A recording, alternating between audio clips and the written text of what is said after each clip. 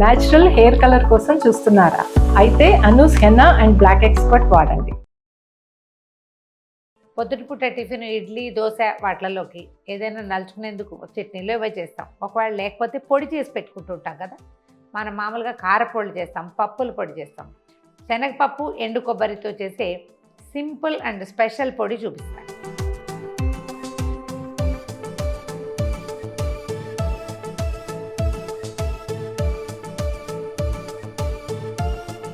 మొదట స్టవ్ వెలిగించుకుని ఓ మూకుడు లేదా బాండి లేదా పెనము లేకపోతే ప్యాన్, మనం ఏ భాషలో అంటే అది, దాన్ని ఒక దాన్ని పెట్టుకొని ఇది కొంచెం వేడెక్కనిచ్చి శనగపప్పుని వేయించేసుకుందాం. మీడియం ఫ్లేమ్లో ఉంచి దోరగా వేయిద్దాం.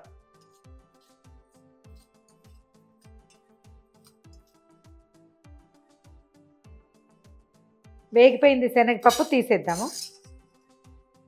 మూకుడులో ఒక్క స్పూను కొంచెమే నూనె వేద్దాము. కొద్దిగా ఒక 8-10 మెంతి గింజలు వేగనిద్దాం. ఒక స్పూన్ జీలకర్ర వేద్దాము.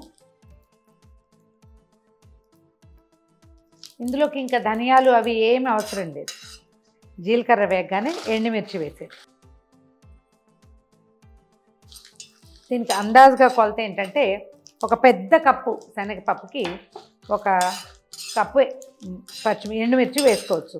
ఇవి ఎలా అంటే శనగపప్పు ఎక్కువ వస్తాయి, మిర్చి తక్కువ వస్తాయి కదా, సరిపోతుంది.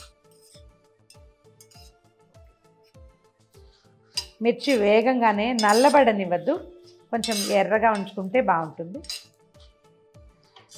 ఇప్పుడు మనం కట్ చేసి పెట్టుకున్న ఎండు కొబ్బరి ముక్కలు ఇందులో వేసేద్దాం. కొద్దిగా వేగితే చాలు, అంటే వాటిలో ఉన్న తడేమైన మాయిశ్చర్ ఉంటే అది పోవడానికి అన్నమాట.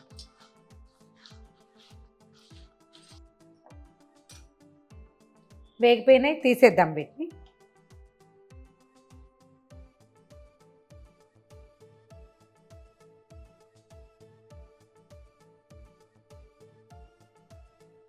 ఈ ఎండుమిరపకాయలని శనగపప్పుని పూర్తిగా చల్లారనిచ్చి గ్రైండ్ చేసేయాలి. గ్రైండ్ చేసేటప్పుడు ఈ మాత్రం బెల్లం ముక్క వేయటం, సరిపడా ఉప్పు వేసేసుకుని గ్రైండ్ చేసేసుకోవటమే, మన పొడి రెడీ అయిపోతుంది.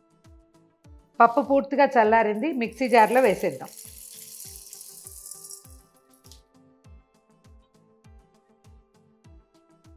దీంతోపాటు మిర్చి కొబ్బరి ముక్కలు వేయించాం కదా, అది కూడా వేసేద్దాము.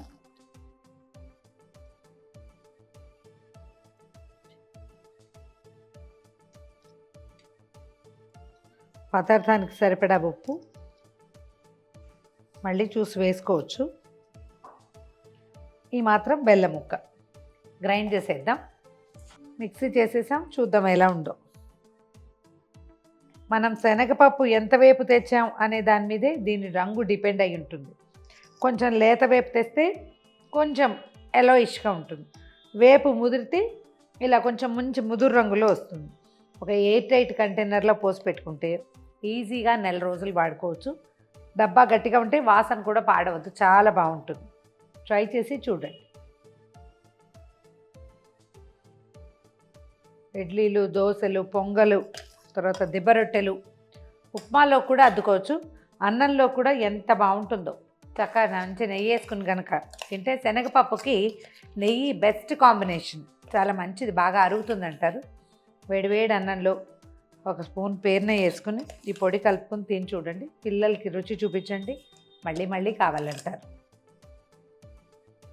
ఘుమఘుమలాడే శనగపప్పు పొడి రెడీగా ఉంది, ప్రయత్నించి చూడండి. ఈ వీడియో కనుక మీకు నచ్చినట్లయితే లైక్ చేయండి, షేర్ చేయండి.